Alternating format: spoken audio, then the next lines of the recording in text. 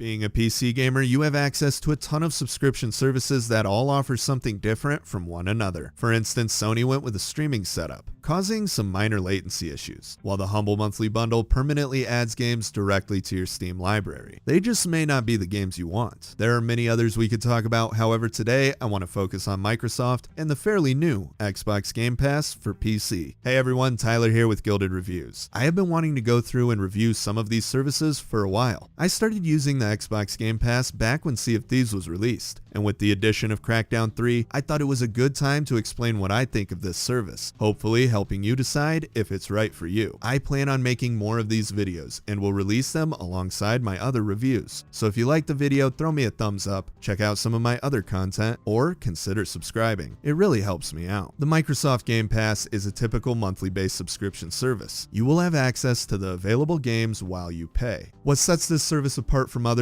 is the inclusion of brand new releases and ones that are typically Xbox exclusives. The other benefits include Xbox achievement support, and many of the multiplayer titles offer cross-platform play. Moving on, let's talk about what the Xbox Game Pass offers. Unfortunately, this is really what is holding the service back. Many new Microsoft published games are being added instantly, but it doesn't feel like much effort is going into adding other publishers, at least for the PC version of this subscription. As you can see, there is not a lot here. It really is kind of depressing. Another major issue I have has to do with this menu. Finding what games you can play on PC is frustrating, and they should make it a lot easier. The best way I have found to access these titles is to click on the Games section of the Microsoft Store. From here, you click on Browse Top Paid Games. Using the drop-down menu, select Game Pass under Subscription Services. Now just double-check that PC is selected under Available On. You can find this under the More Filters tab. From what I can tell, this is the complete list of PC games available through the Game Pass. There are other ways to see these games, especially using a browser, but at times it does feel like this system was set up to confuse players, getting PC gamers to sign up for a service without showing them what's really available. To be clear, I don't think Microsoft is doing this on purpose. I just feel like there's a lack of support for PC gamers through not only the Xbox app, but also the Microsoft Store. Right now, altogether, and not counting the special editions, there are around 16 titles. This pales in comparison to something like Origin Access, where you can play the majority of EA's library. On the other hand, where EA generally fails, Microsoft has done a great job, spending extra time and effort porting some of their best titles. These include Forza, Sea of Thieves, and Gears of War. These titles ran surprisingly well, especially Forza, and the updates to Crackdown 3 have made a world of difference to the frame rate. This isn't true for all their games, but many of the big titles feel like they were optimized with PC in mind, which can make a difference in the game's overall appeal. A few games I want to but haven't brought up are State of Decay 2, ReCore, and We Happy Few. All of these titles are perfect for this subscription, and it does give me hope for the future of this service. Another thing I noticed is at least 6 of the games currently available are geared towards children. This isn't a problem, and games like Disneyland Adventure are perfect for my 7-year-old. But with the small selection currently available, it makes these games really stand out. That is almost half their available library, mostly appealing to children. Now, the main reason I wanted to do this review was because of Just Cause 4. This title was added to the Xbox's version of the Game Pass, while the PC version is getting left out in the cold again. They did a great job getting people to test out their service. Now they need to update the catalog to keep us around,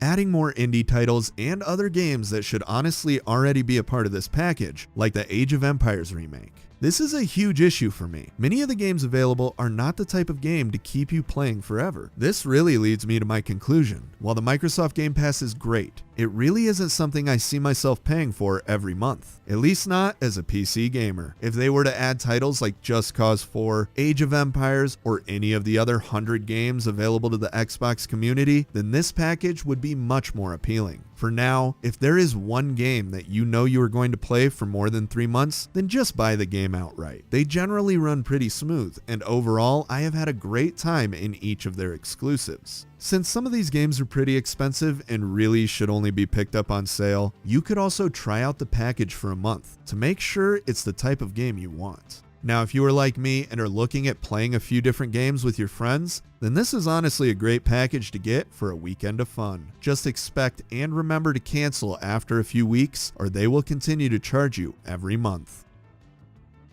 Hey everyone, thanks for watching. While using this service, I spent a lot of time playing Crackdown 3. I plan on releasing a full review along with a few other videos I have been working on here soon. Anyhow, thanks again, and I will see you guys next time.